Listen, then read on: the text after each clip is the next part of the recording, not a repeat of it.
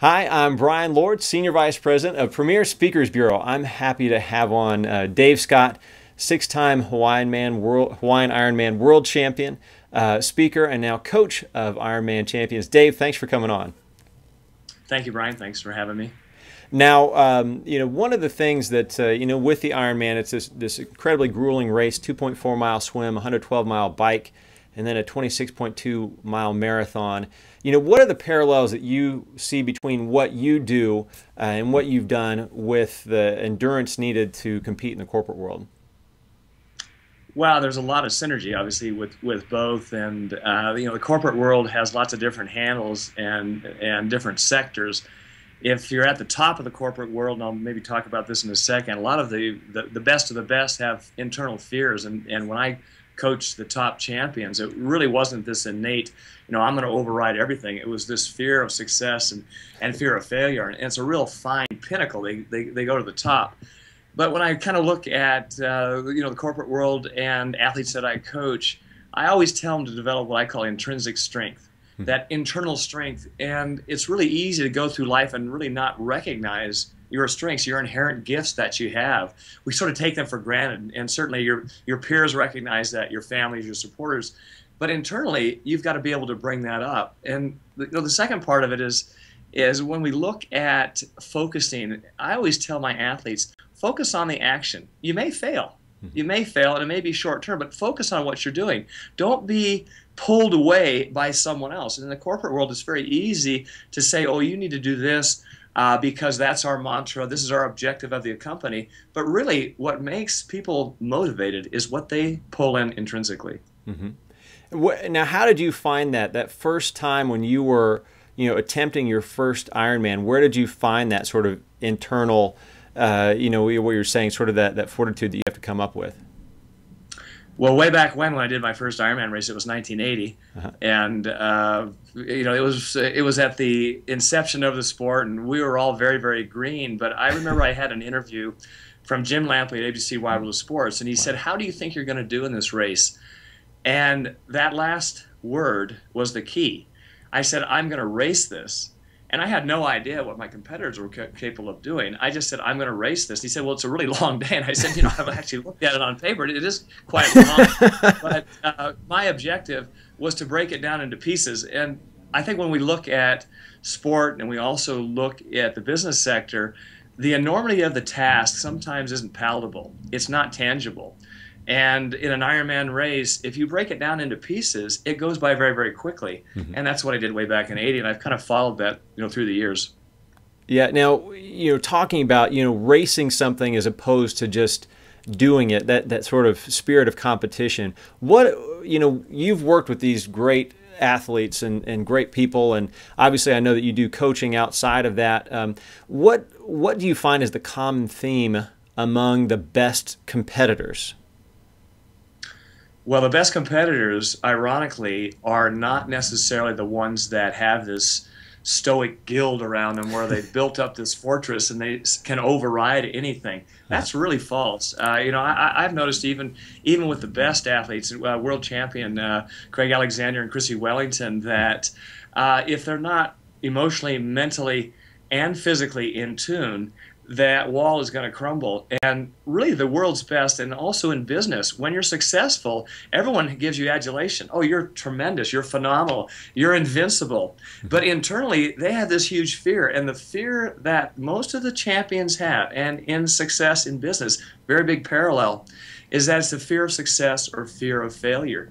And they climb up this pinnacle, and they're only as good as their last training day or their last race, and then they fall off the backside. It's not fear of disappointment where you take a beginner, or fear of commitment, or fear of the unknown. Those are tangible fears. But for the super athletes, the super business people, it's really what they feel internally and how do they override that. And my task as a coach, and certainly when I was competing, was to recognize that I had a small set of skills, and they were very, very good. They were very, very good. And one of the things that I did, and I actually encourage folks when I speak to them, is actually to write these down. What are your skills? What are your skill set? And some people say, I interact well with people, I'm fairly forthright, I have a lot of faith within myself. there may be something tangible, and all of a sudden they recognize some of these things that have been buried for a long time. So I try to bring that out and draw parallels with the world's best. Mm-hmm. Now, did you actually do that? I mean, one of the things that is fascinating about you and what you've done is staying at such a high level with such tough competition. You know, a lot of people I know are familiar with you and sort of the battles with, you know, with Mark Allen. You know, for people who are basketball fans, you know, you sort of think Larry Bird, Magic Johnson. Do you think competition helps you or hurts you in, you know, sort of improving your skill sets and what you do? Well, I think competition really brings out the best, and there's no one in business that would say, "Gee, I just want to be complacent and slide just with the mediocrity level of intent." And you know, who cares? I mean, I tell my 15-year-old daughter this. I said, you know, be passionate about what you're doing, and be passionate so that you don't have this level of mediocrity. And I mentioned a word just a minute ago. If you have faith within yourself, and I tell all my top athletes and the business sector that faith breeds the highest probability of success. Mm-hmm. And if you're thinking about always upping your standard mm-hmm. and putting yourself in front of other people where you challenge yourself and you have an inherent risk in what you're doing, usually you're able to override it. Now, I love the competition. I knew I was a marked guy when I went to Kona every year. And I was kind of like the honeybee in the water. Well, there's Dave Scott. Let's glom around him at the start of the swim. And my tactic was really to go out as hard as I could and to dictate the pace. I wanted my competition to worry about me. I didn't want to think about them. So I relished the opportunity to be in the lead, and that was my tactic. It worked most of the time. Yeah. And one of the questions that we have coming in from Twitter here, you know, how do you get yourself out of bed and motivated and focused every day, especially when you don't want to? Well, I'm an old stallion, Brian. I've been doing this for a long time now, and people always ask me this question. You know, how do you have the passion for what you're doing? And to me, it's still a game. I still play the game. I get in the pool and I swim with some of the world's best, some of the athletes that I coach, and I can't stay with them for the life of me. But I don't want them to lap me. I want to stay on the interval. And so I've always said that when you play the mental and emotional game, you always heighten your performance. Mm-hmm. And, you know, I've done it for a long time. I've been in triathlon for 35 years, and I still like to swim, bike, run. I have other interests above and beyond those three things. Uh-huh. But, you know, I still have a passion for doing it. I kind of have a steadfast rule when people look at sort of elevating their health.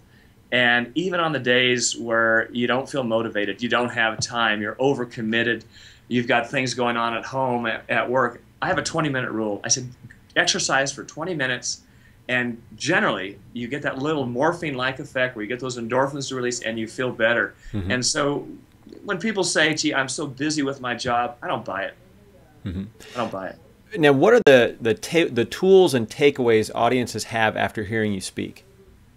Well, I usually come up with a list. It kind of has varied over the year, and certainly depends on the audience and who I'm speaking to. But I mentioned a few of them. I've had a great opportunity of also listening to really good speakers. And one of the things that I have kind of taken away, you know, people talk about a vision or a plan.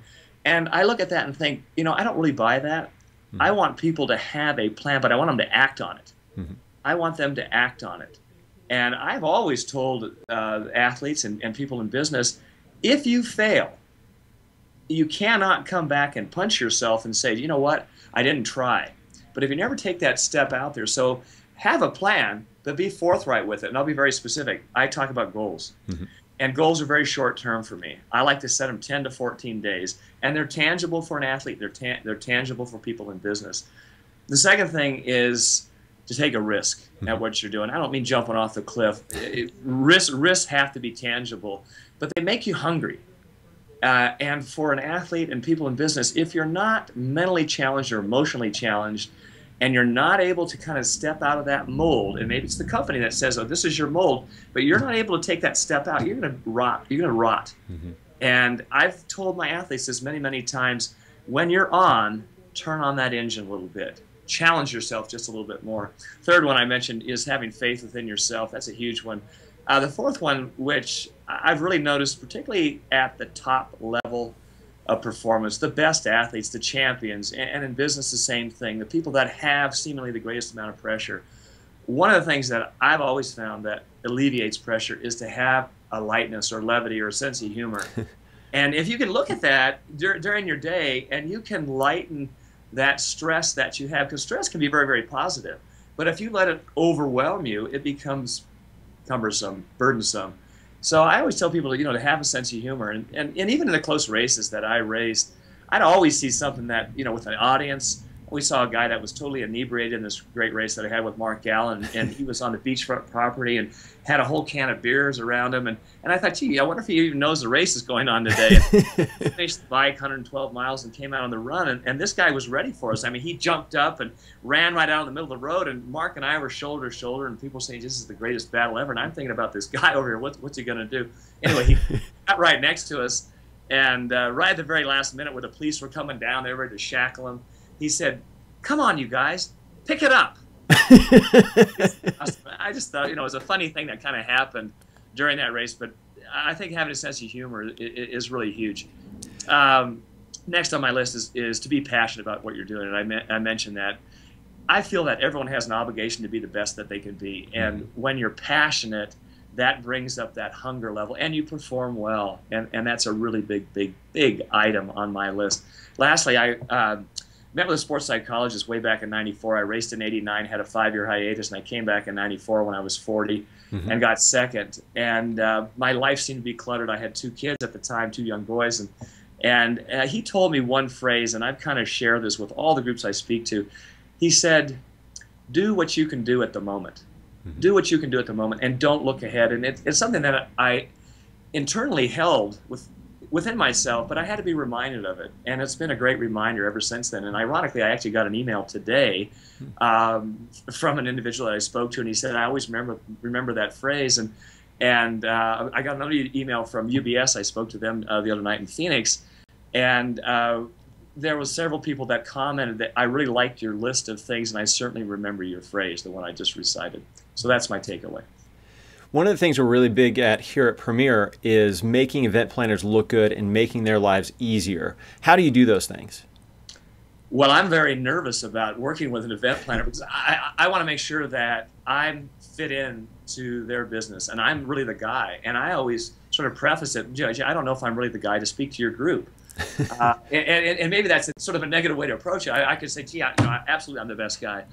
But I need to know the profile of the personnel that I'm speaking to. I need to know the backgrounds of the individuals. I like to know little things because quite often in the conversations that I have, and typically I'll have 2 or 3 conversations with the event planner prior to the event, so they're very comfortable. I usually send them kind of an outline of what I'm going to talk about, and they have a kind of a good pulse on me. I'm sort of wild and abstract, and have a sense of humor. Hopefully that's a good thing.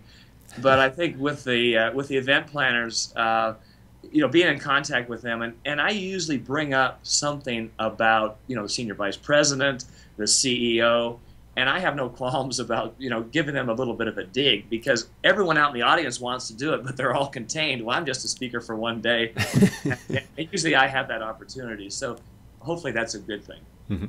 Absolutely. Well, for the event planners and folks watching this, if you'd like to learn more, check out Dave's bio and fees and information if you look here at the bottom of the screen. And then also make sure to subscribe to this channel so you can see more great interviews. So Dave, thanks so much for taking the time to do this and for sharing your story and all these great tips. Yeah, my pleasure, Brian. Nice chatting with you. Thank you.